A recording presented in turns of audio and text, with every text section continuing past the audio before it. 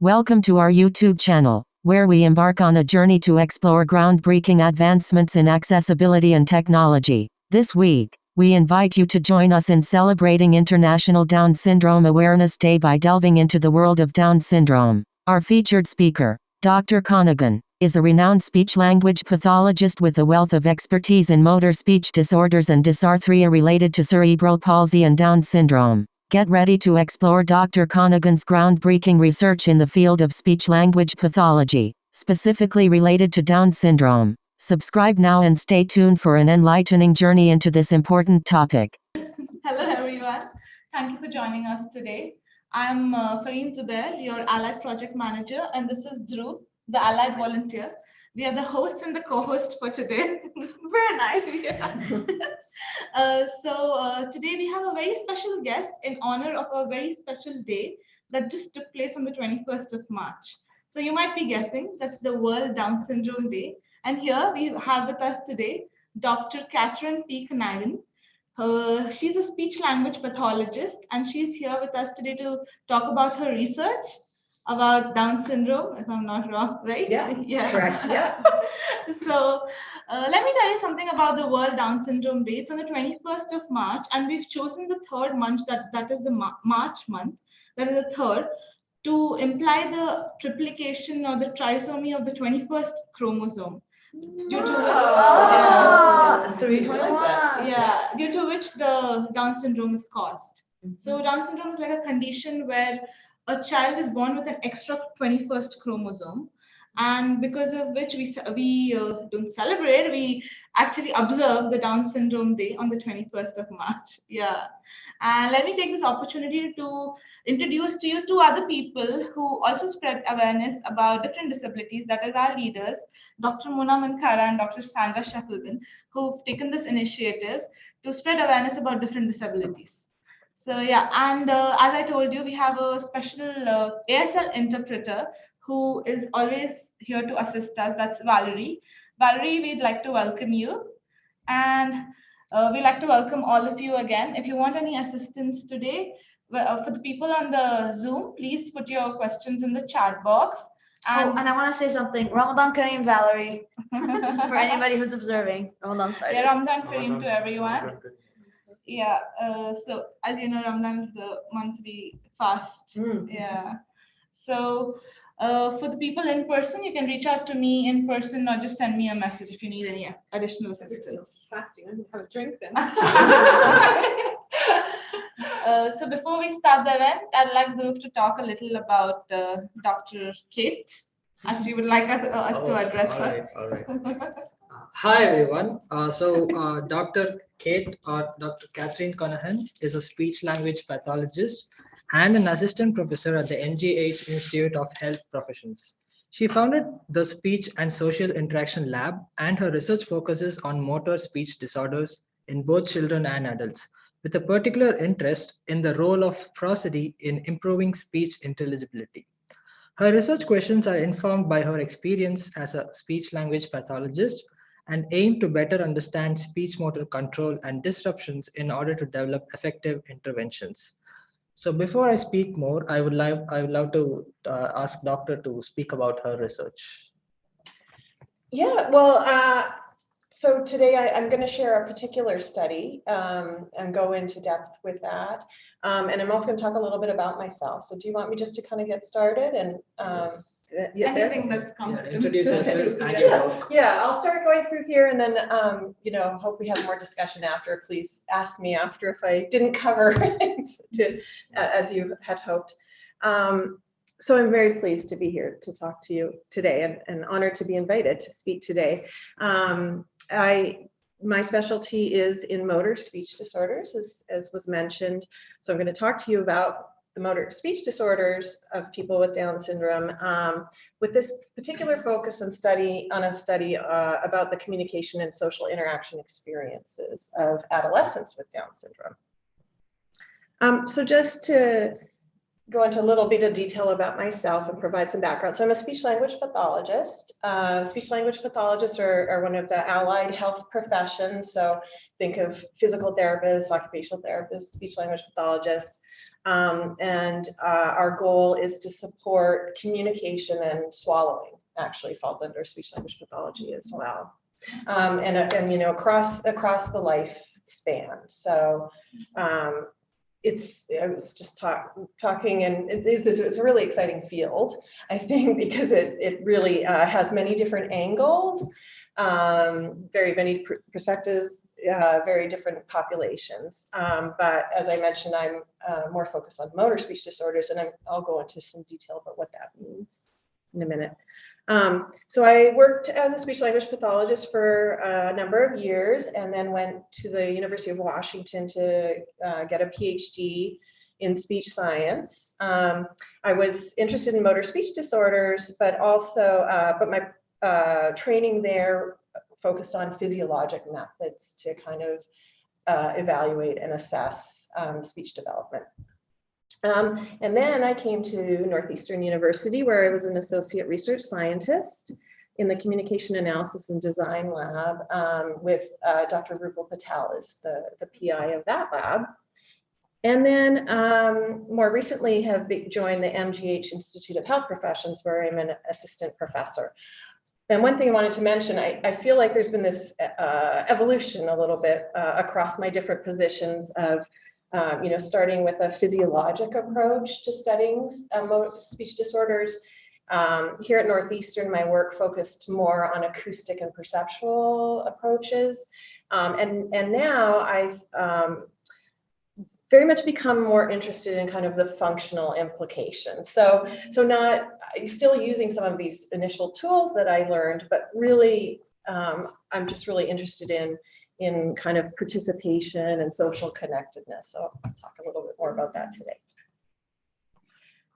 So I won't share too much. You covered about Down syndrome being caused by this extra chromosome, one of the most common genetic disorders in the world, and causes these varying degrees of challenges. So it can be, there can be health implications, sensory implications such as hearing loss, can affect intellectual ability, behavior, and then motor differences. And I'll talk specifically about the motor speech differences. As for the communication, so there can really be challenges because of disruption across any of the domains. And I'm gonna get very narrow just into this motor speech part, and kind of neglect the other domains. But let me kind of put it in the context of what of a speech and language production model. This is very simplistic, so it's really just to be explanatory. But I just want to walk through getting to the point of a motor speech disorder and where the disruption's occurring. So if we're going to produce speech or language, you know, we have a thought and we have an idea, and then we put language to that idea. So that would be our vocabulary.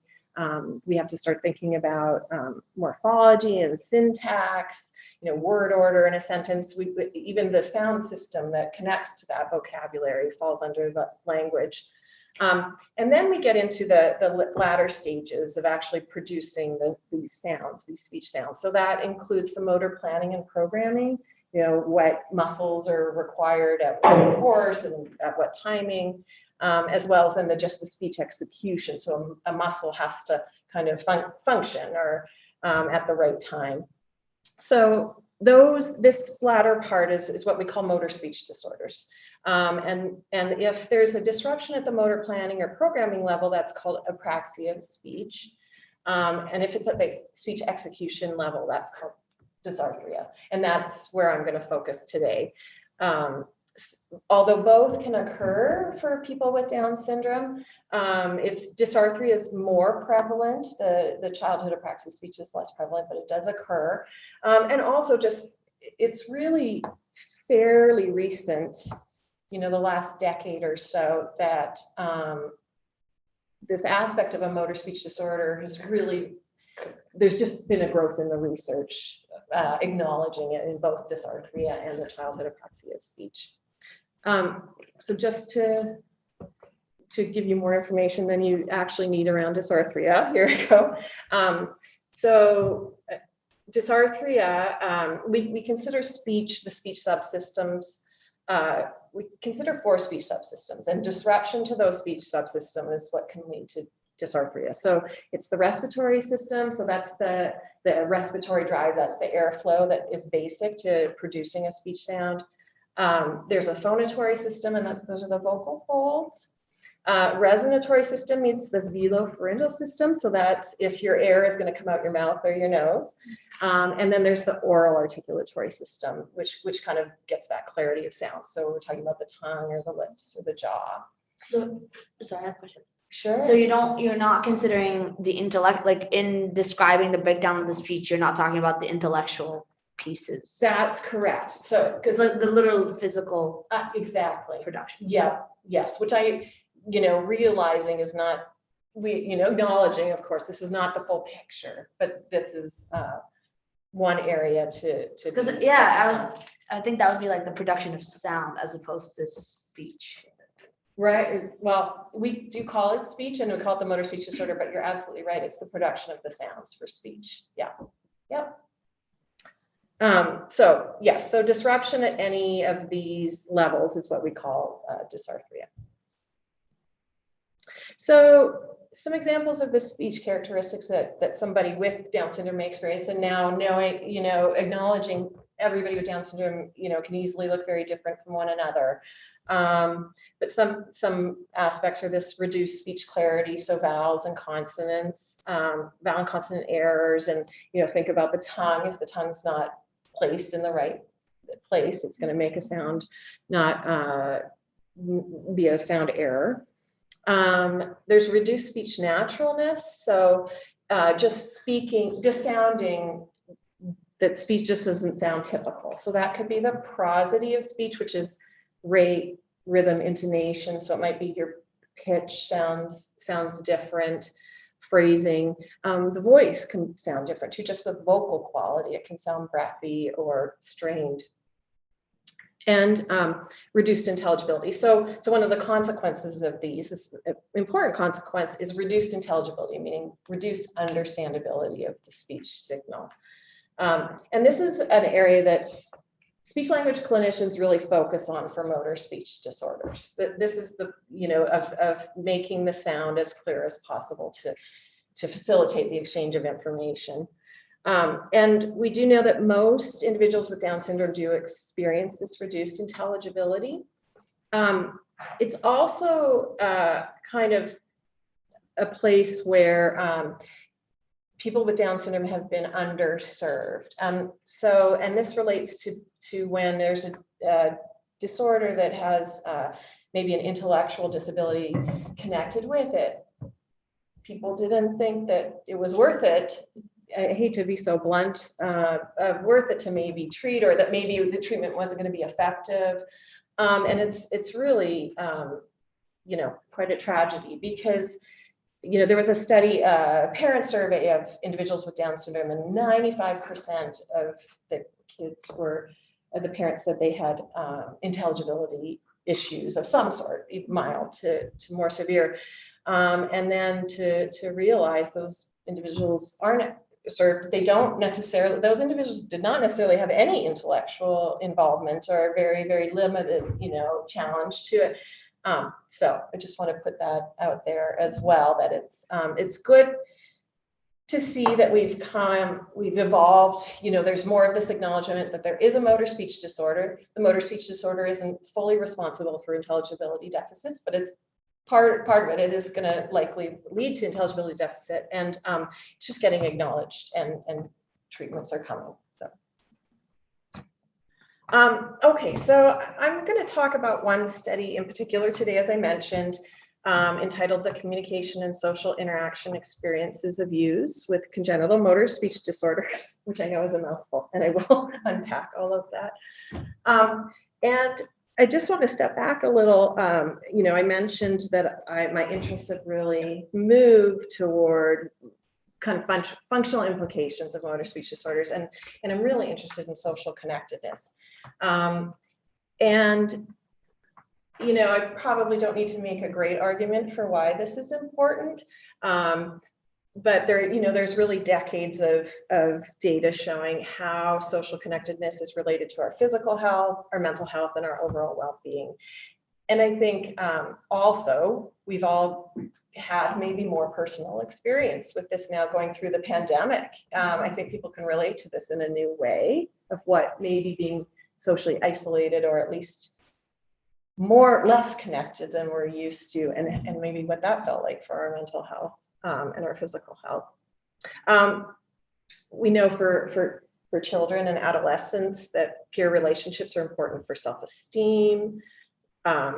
For anyone, social isolation can affect mental health, but also health outcomes, including early mortality. I mean, they've done studies even for individuals who've had a heart attack, comparing those who are socially connected with those who are not, and there's higher mortality in the group that are not socially connected.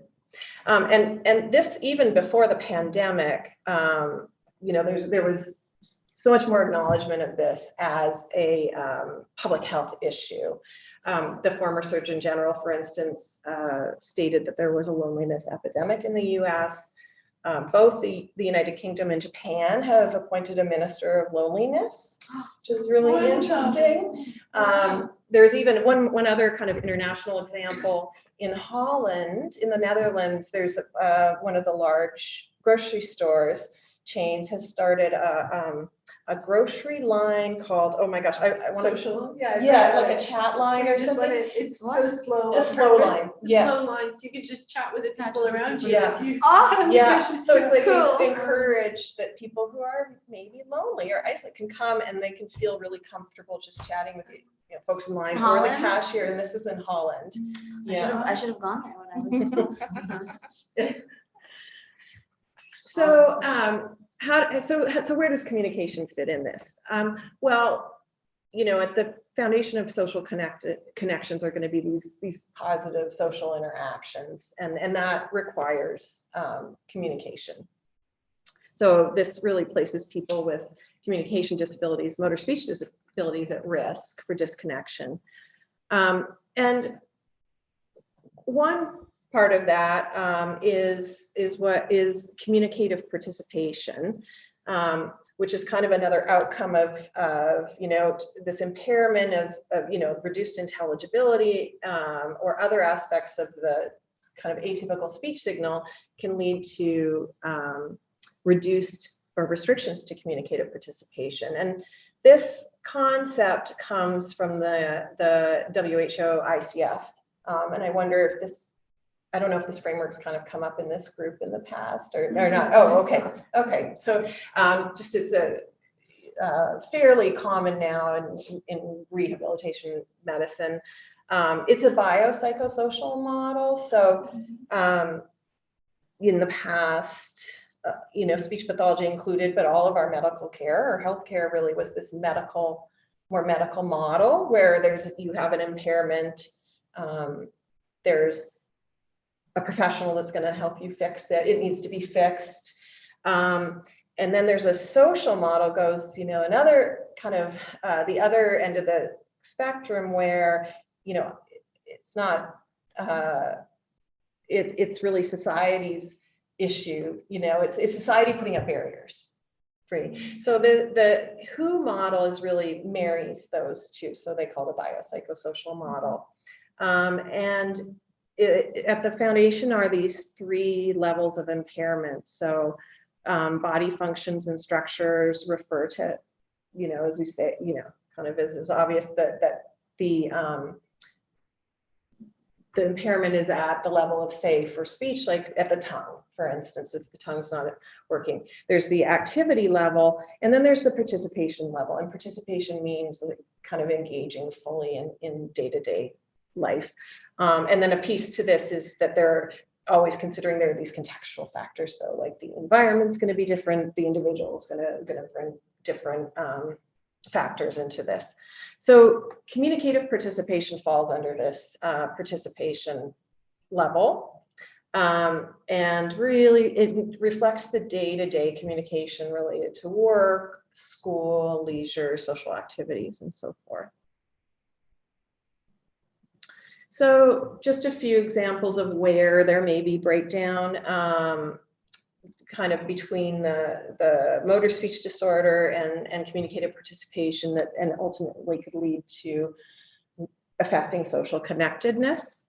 You know, there's this interference with the exchange of information. So we talked a little bit about intelligibility, or imagine somebody who doesn't have respiratory drive, the respiratory drive is limited, that maybe they can only speak in sentences that are 2 or 3 words long and just can't fully express themselves, or they can't kind of jump into a conversation. Maybe limitations, somebody has limitations because they just can't raise their voice when they're in a crowd or it's noisy. And this one's going to come up when I talk about my study a lot, but the communication partner attitudes, that's another aspect. You need that partner to engage with you and to participate with you and to kind of, you know, be willing to engage in that interaction and do the work if it breaks down sometimes. So these attitudes maybe affect the cause a lack of opportunity to engage, may cause a speaker themselves then to avoid interactions that they feel like there's negative attitudes or they feel a stigma, basically. And then just to acknowledge, of course, we're talking about there can be multiple disabilities going on here.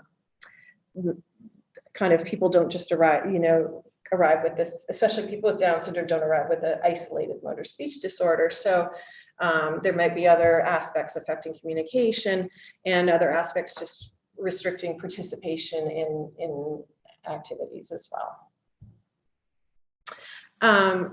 So in my title, if you recall, it said youths. So we studied adolescents in this case. In my field, this age group seems to be a little less researched, a little more neglected. We have information on adults and we have information on younger children, and somehow the adolescents, well, are lumped in as children, and they are children, so that's fair. But if we start talking about social interactions and so forth, this really is a very unique period of time.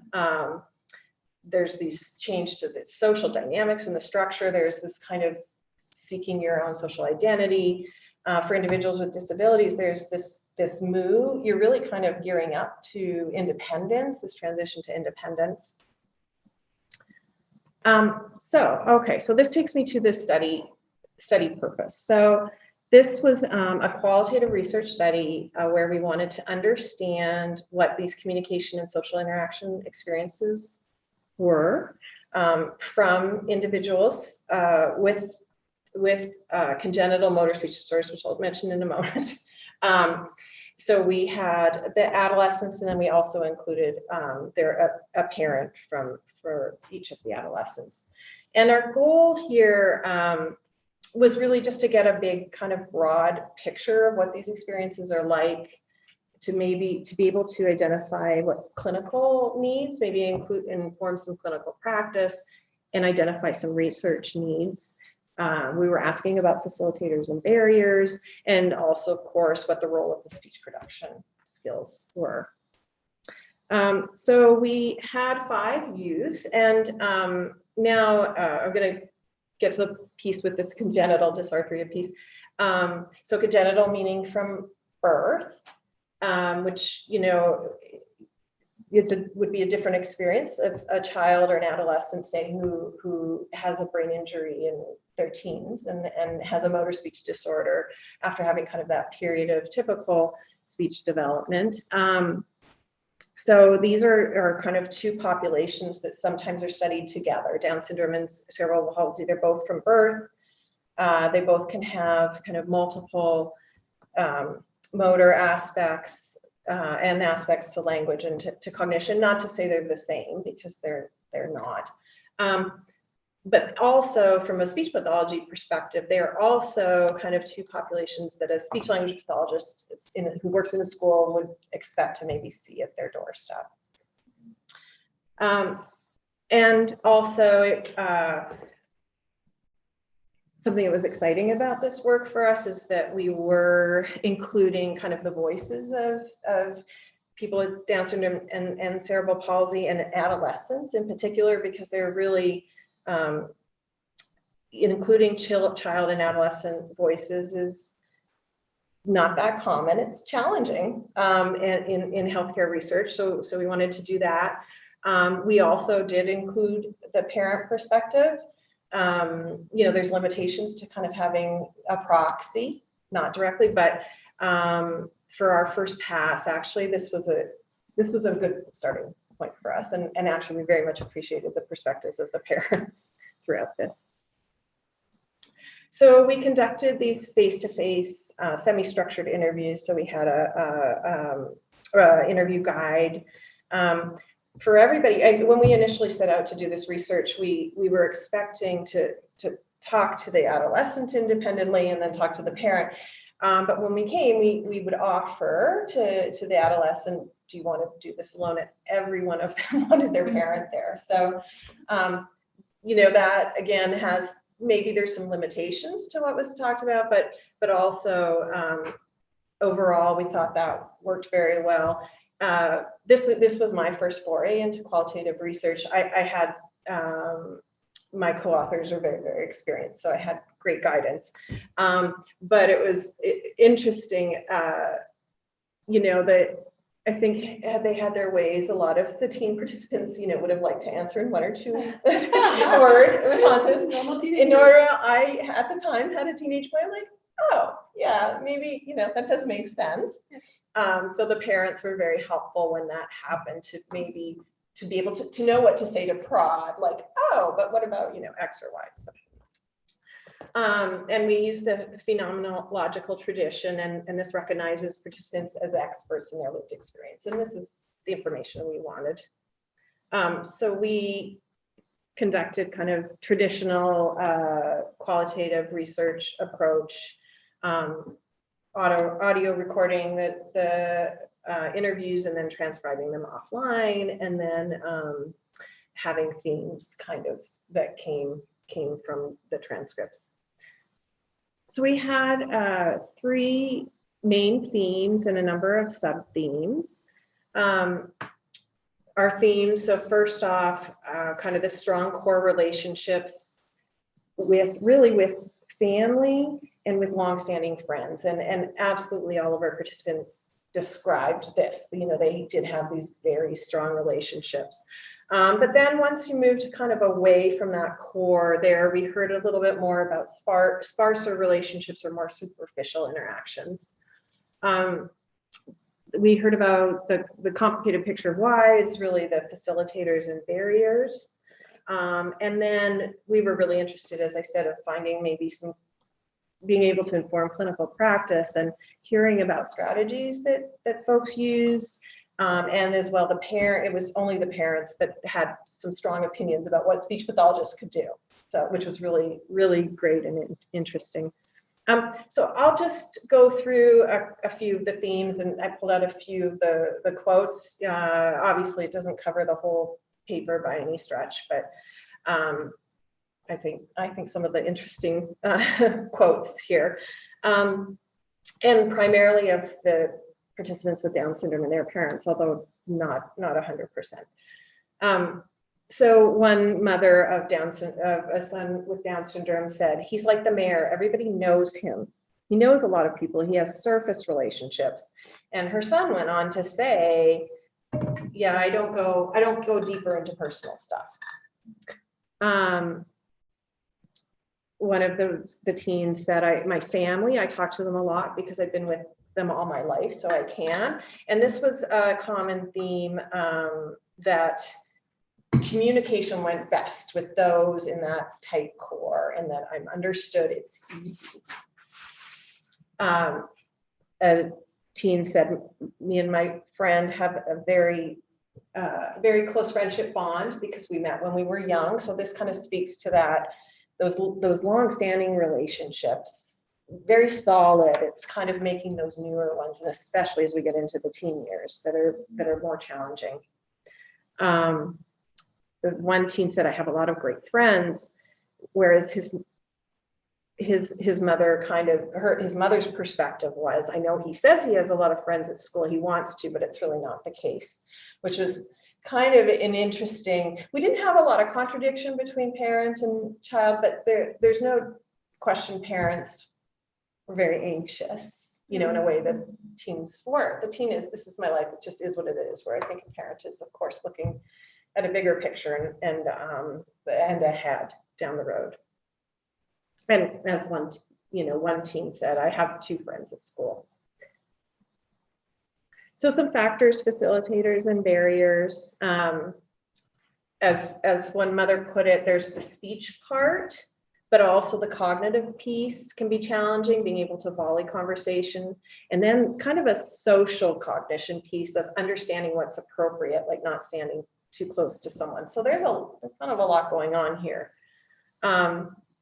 This actually is kind of repeats from this previous slide. I can talk to people I know. It helps that I know them, so I can talk to them. It's easier because I know them well. Do you think that's because those people are more receptive, like the 2 parts that you gave it a name, but the interaction, the other person is really important? Yeah. Yes. Conversation. Yes. Right. So I think there's a few things going on there. So absolutely, I think there's just this comfort level. Maybe there's such a shared knowledge, or I know what you're I know where you're coming from because I know No you. explanation needed because Yeah. I know you. Yeah, and we're all a little bit like that too. The second piece, but the second piece is there is a speech production is easy. If speech is at all impaired, familiarity counts. So if someone who is a familiar listener can interpret like that, versus somebody who's unfamiliar. So that's another probably piece. Yes. I think there's also the piece of the judgments we make as people who might not have like speech, speech issues. So I used to know somebody who lived in my building in Minnesota, and she had cerebral palsy, and she, in order for her to speak, she could only speak very slowly and very, it was very labored speaking for her. But then, she was telling me one time about how people just assume, and this lady now, like, she's fluent in 5 languages, and people just completely I think a lot of us make this assumption that if you're speaking slow, you can't be intellectually Absolutely. So there either. I'm moving right to my next slide because, wow, you just like set me up. It is so well. And this, I called it the social environment, but the attitudes of like communication partners or potential communicative partners. This was pervasive across everybody. And it was across teens saying this and parents saying this. And it was this issue of really it's about being underestimated, really being underestimated. And that really affects how the success of these interactions, if there's opportunity for the interaction, and then just the teens' willingness to like try a little bit more if there's a breakdown or anything like that. But that was probably one of the strongest takeaways from this study. So the quote I have was from one of the mothers. Our society equates the ability to speak with intelligence and worth. So she was talking about a teacher. She presumes that he doesn't know what he's talking about. She just dismissed him because she doesn't understand people with Down syndrome and how they speak. And that's a teacher. That's a teacher. Oh, this relates to my story. She said, the teacher will sort of try once and then just give up to understand. So he doesn't even bother talking to her anymore. So that kind of then gets to, now it's not just that she's not trying. Now I'm, shutting down. I'm not even going to try. So the mom went on, when it breaks down and it's somebody he's used to, and it's obvious that they want to talk to him and willing to invest, then he will kind of repair and he'll keep working on it. Have you heard of the research? I start some of my talks when I talk about my story with the research that Bob Rosenthal did. I don't know if you know his research, but he's the one who basically in the 60s, he had two groups of identical like lab rats, just like average lab rat. And then he took one group and he told his students that this group was highly intelligent. And he took the other group of lab rats and said these rats were very maze dull. And then he like kind of studied how the students interact with them. And he asked the students to measure how long it took for these lab rats to get through the maze. And the ones that were labeled maze bright or intelligent ended up going through the maze like twice as fast than the maze dull, even though they were all average lab rats. Wow. And it's all about how like, so he's dedicated his life studying this, but this idea of how much we internalize our own sense of worth and potential from the environment around us. And so the students that thought that these rats were intelligent, like treated them with gentler, had higher expectations of them, like all of that. So I feel like there's a huge element of that here too. Absolutely. Did this happen in a traditional school that he'd been to? Yes. Surprising. Yeah. Not that surprising. Yeah, and this quote is actually from one of the teens who had cerebral palsy, but here he said if they're going kind of just like he said he would give up because it was a sign that they weren't engaged and they weren't really listening to him. And he said, if you don't want to hear me, then bye. They also, I didn't put this quote in, but he and his mom both talked about this, that the term they'd use with him was like, hey, buddy. And they said, as soon as they heard that, they just knew that they were just underestimating this kid. And he was such a bright, funny kid. It was like patronizing. And he was patronized. Exactly. That's exactly the word that I think kind of across the board, we heard that. I heard that. Okay, so another aspect was just this period of adolescence, which, is such a time for transition. And we heard about, one piece is kids are all going now to new schools. They're going off from their, either to middle school or from middle school to high schools. And that's breaking up maybe these old longstanding friendships. Those kids might not be around anymore. And then just the social dynamics of being an adolescent. It can stink for everybody, of course, as we all know. It was one mom said, because high school is a time of growing apart anyways. And then she went on to say, because differences really stand out. Another mom saying this age is so hard because the boys 12, 13, 14, they're so self-centered and they're so worried about fitting in themselves. And of course, I have a 13-year-old right now. Yeah. So true. Yeah, so true. And and she went on to say some of the friends who were friends with him at elementary school now, and now they just think he's weird. As they're, each kid is kind of thinking of their own social status, which is, a normal development, but harsh. Another one of the teens, kind of described a list of his friends he no longer had in his class. And his mother went on just to say they were all together in middle school and now they're all at different high schools. So he really doesn't know a lot of the kids. And, you can imagine that's it's just a hard transition that here you had your longstanding friends and now you're really put under this pressure as a teen to be making new friends. It's really hard, and you're coming at it now with your being different. So in some, just some of the findings here, that this period of adolescence does create these new challenges for communication and for social interactions. Motor speech impairment can be part of it. But absolutely from a speech pathology point of view, there is a lot more going on that really needs to be considered. As we have discussed here, these negative attitudes of communication partners are kind of a big deal.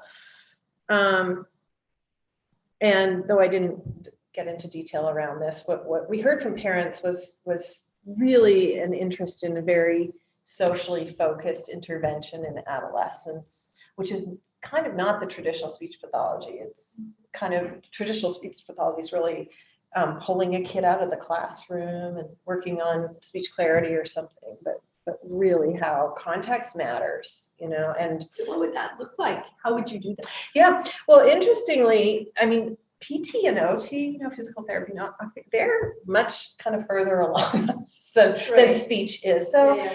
I mean, maybe I think there would be lots of ways to do it. There's some that could be in the classroom. So one of the parents actually had this suggestion of having whoever the therapist observe during lunch, and then could after do a debrief and talk about how things went. It could be bringing other kids in. You could Lunch. yeah. And then maybe I think also as we start to think more functionally, I think there's there's some movement toward what can you do outside of school and at home, and then this is possibly where tech could come involved as far as like apps or that kind of thing that's helping kind of reinforce some of these things.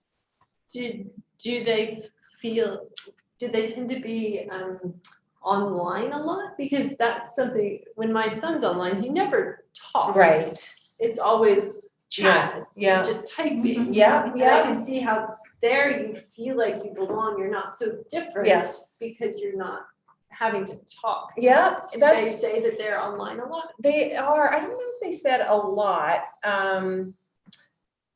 Well, Or they feel more comfortable Yes, online. but some of them definitely did, and some of them spent time, and you're right, and it's certainly as they move into adulthood. I think it's interesting with the online piece because I think some of the parents, and maybe just one or two I'm thinking of, but also then there's this whole thing of protecting their child from being online too, that it's their child may be a little bit more vulnerable to being bullied or something too, so there's kind of that balance. But I think it's like true for normal teenagers as well. They're more comfortable online. Yeah. Like my son has never used his phone to actually talk to somebody. I know.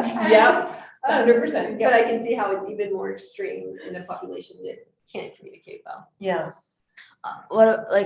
Do some of them have motor? So some of them do. So that's another piece. Yeah. So that's a consideration as well.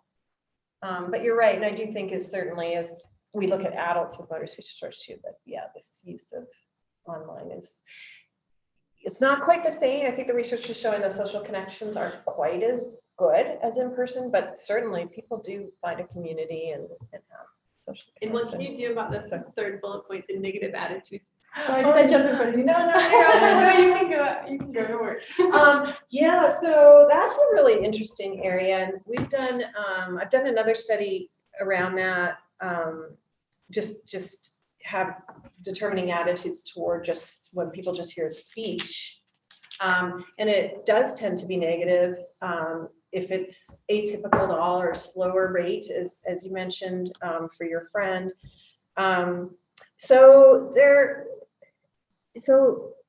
I don't know that there's anything that's been super successful, but people are trying things like education programs informing people, or one place actually, for instance, is like even in with healthcare workers, like, you're going to go to this doctor, this healthcare setting, is there a way to educate them when it feels like pretty low bar here we're talking about, but necessary. Those frontline people. Yeah. Their job is to interact with people. Yeah. Oh, and teachers, it's really important. Teachers. Classrooms. Yeah. Classrooms are very important. Yeah. But it's you ask a great question. I think it's what We do this. can we do? Allied. Yeah. I mean, because I'm not a speech pathologist, so I can't change how these kids are talking, but I can be the other side of it. So it is something that allies of disabled can do. Yeah, and you just kind of hit the nail on the head too, that does everything fall on the burden of the child too, right? Like we need the other half of the equation here to step up, really. Don't underestimate. Don't underestimate, and even training people, like you said, we know that familiarization helps people understand, and that could be, a piece in certain settings. You know, it's really interesting. This is kind of related, but I just heard about this man who's trying to be more spiritual in his life. So he decided to only say one word per minute. That's so interesting. And he's been doing that for years. Oh my. Does that So- help him with anything? Yeah, apparently it makes people who are trying to communicate with him not communicate with him. No, or be more patient, like more realizations. That means that like everything he thinks of saying is like more intentional. Anyways, it's a new perspective on the fact that like, yeah, like we shouldn't all be the same. Yeah.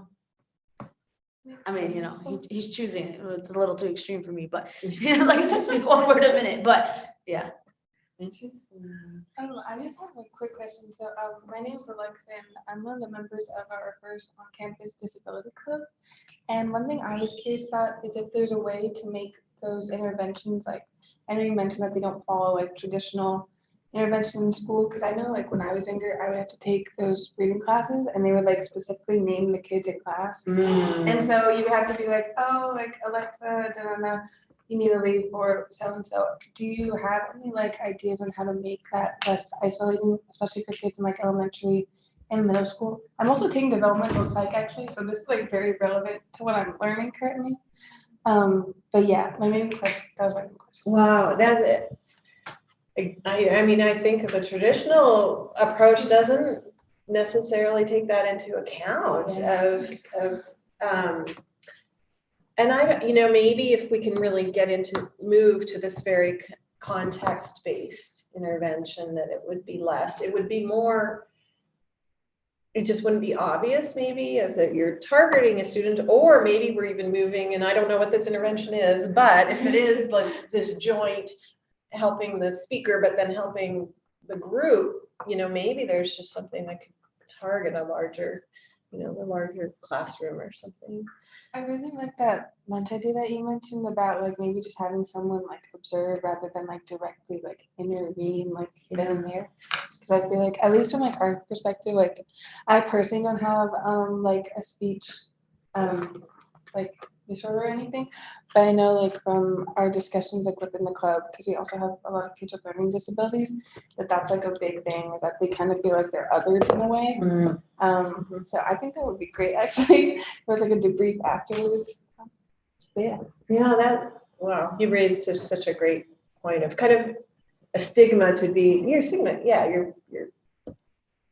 just to be receiving the services, and what's that like? And it's interesting. I don't think it didn't come up actually in just with this group, but that would be an interesting question in future work for sure. In the school district that my kids are in the elementary schools, they don't pull the kids out, the teacher goes in. So there's a helper teacher in the classroom for exactly that reason. So the kids are still socialized, and my daughter just thinks like, oh, it's just a helper teacher. She helps Ethan. But it wasn't like removing the child from the classroom, because then you're even more socially isolated. The teacher is just in the classroom with the child. No, it was very interesting. To be fair, I went to a public school, so I guess. And this is a public school. I wish I was at that public school. I would miss recess. They thought in the beginning I was just like having reading problems, but I was just blind.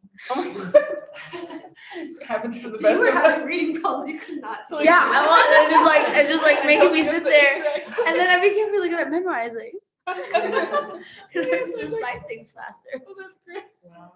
You could get out your. But I was just like, oh my god. So what is the next step, or what are you working on now? Yeah, so sorry, I'll put out, I'll answer your question just very briefly, but I just want to acknowledge my co-authors on this paper. There were two master's SLP students who are fabulous, and then someone from Tufts University, someone from the University of Washington, and their funding. So there's so many next steps that can be done with this work. So certainly there's some limitations with what we did, and so that's so obvious to me. Like, we need to like look at gender, more, because this is all people who identified as boys.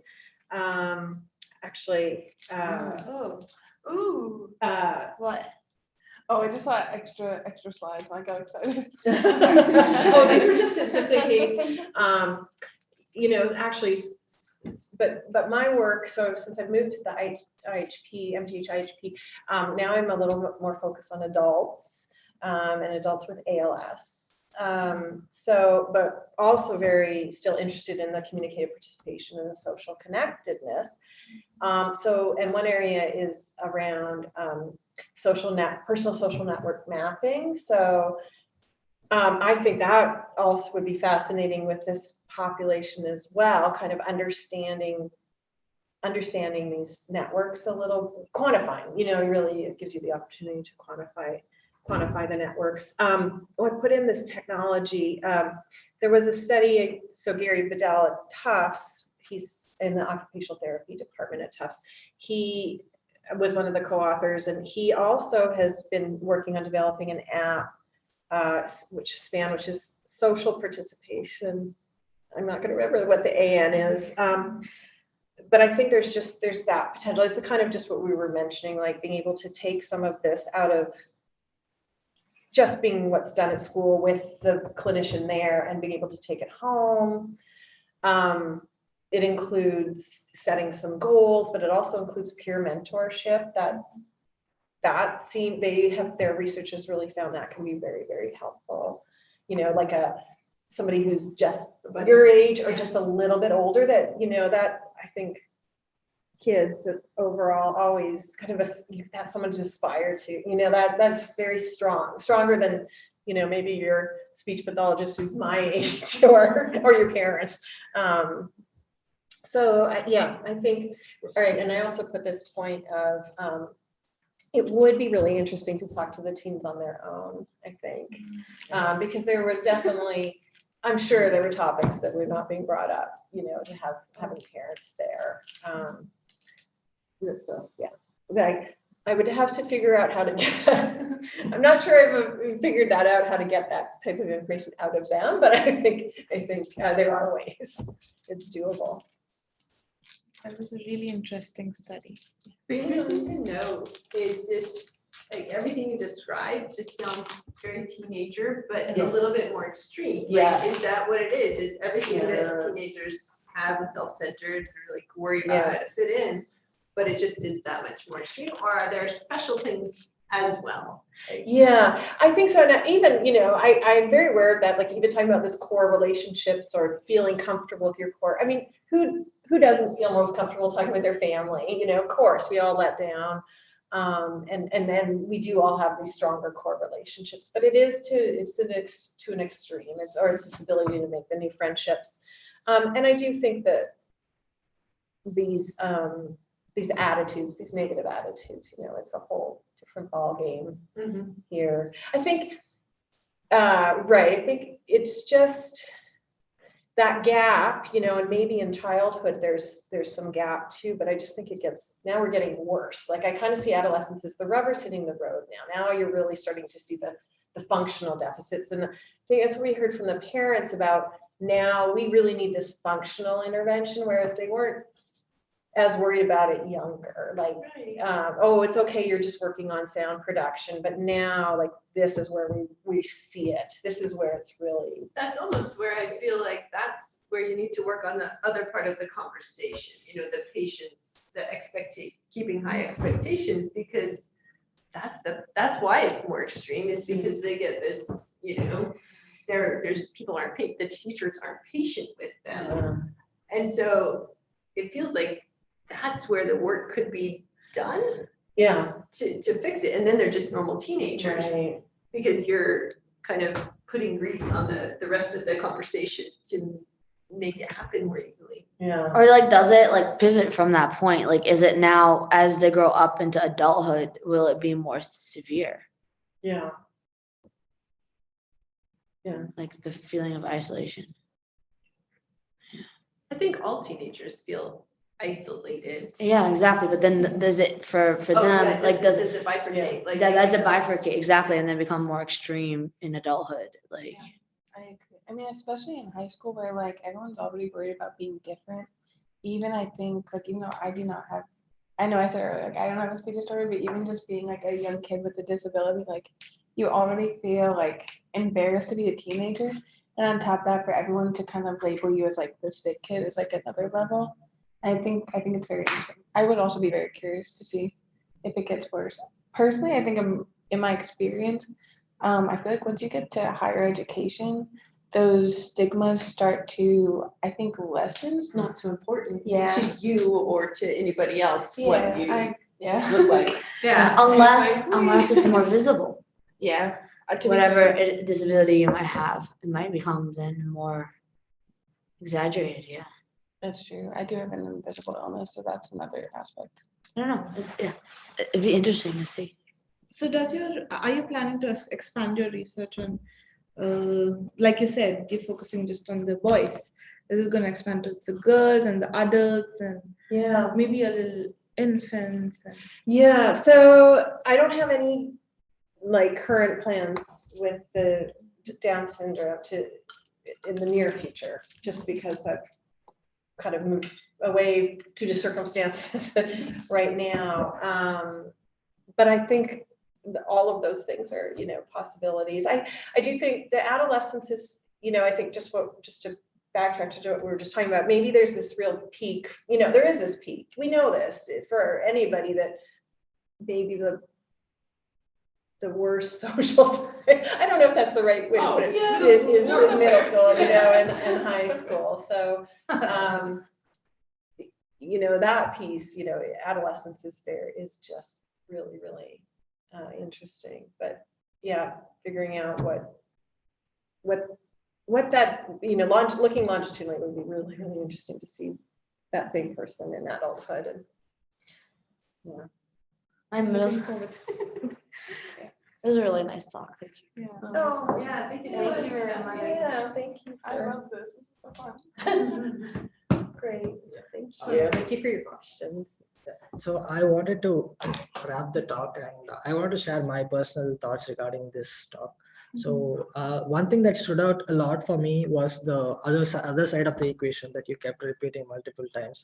So I believe that it's like important even for people without any challenges, and I can't imagine how important it must be for people who are going through challenges. So after, like, while this talk was happening, I sort of felt that from my side, given that I'm not into like medicine or into therapy, but even as a normal person, I should be more open and friendly to everybody. We might not know what they are going through. So that is something that I felt. And yeah, so I want to thank you for taking your time from your busy schedule to sit here and discuss and share your work with the allied community. And to all the audience who have attended online, thank you for taking your time and being part of this community. It is as important that we are here in present that you attend online, and it is important to spread this idea and this message to as many people as possible. And if you want to know more about Dr. Connaghan's work, Fareen has shared links to her profile and the details on our Instagram page. Allied NU Instagram official page. So you can follow us and support us. And Kate, we believe that once you're an Allied member, you're always going to be an ally with us. So please, like I told you, all our events happen hybrid. So some are in person, some are online. So you could always be a part of us. Like next week, we have an event on 31st of March. It's one of Dr. Muna's close friends. His name is I Welby. wouldn't say that far, but good friends. A good friend. Yeah. His name is Welby, and he's written an audiobook regarding how, like, leading blind without vision. So he's going to talk about it next week. So it would be really nice if you could attend it. So all events are actually hybrid, so you can come in person or Zoom in online. Yeah. Yeah, I appreciate that invitation. I would love to join. Yeah. Here. And We'd so love to thank have you. you. And this was it was so much fun for me to get, first of all, to get to talk about my research, and then it was just such great discussion. So I really appreciate that. Thank you so much. And I'm glad you wanted to be here in person, like you said again and again that you wanted it in person. Right? Yeah, it's been Thank you too so many much. Zoom talks. Yeah. And Yeah, it's really nice to Yeah. Zoomed out. And I'd like to thank our ASL interpreter for assisting us too. Thank you, Valerie. And thank you, all of you. So, hope we see you in our next event in the same room, same time. And this is your host and co host signing off for today. Thank you. Remember, the conversation does not end here. Let's carry the knowledge and inspiration we've gained today forward into our lives, our communities, and our work. Together, we can create a world that is more inclusive, more compassionate, and more accepting for everyone, regardless of their abilities. Stay connected by subscribing to our YouTube channel, The Allied Project. Also follow us on our social media, Allied_NEU. We have many more enlightening events and discussions lined up, and we'd love to have you subscribe to our newsletters by contacting us on allied@northeastern.edu. Thank you once again for your participation and support. Until next time, take care, stay inspired, and let's continue working towards a more inclusive world. Goodbye, and see you again.